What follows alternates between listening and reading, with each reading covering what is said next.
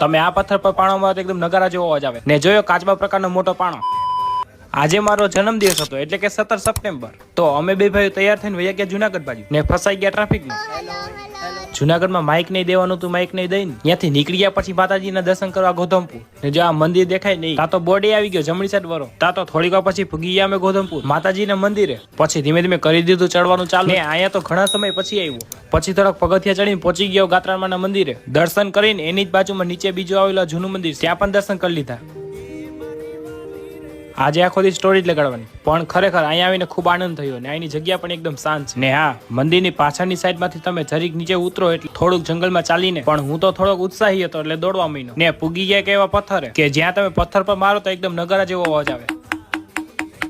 ને એની જ બાજુમાં કાચબા પ્રકારનો એક મોટો પથ્થર છે ત્યાંથી પાછા હાલતા થઈ ગયા મંદિર બાજુ ને આગળ તો હજી ઘણું બધું છે એ પાર્ટ 2 માં ત્યાં સુધી તમે ફોલો કરતા જાઓ.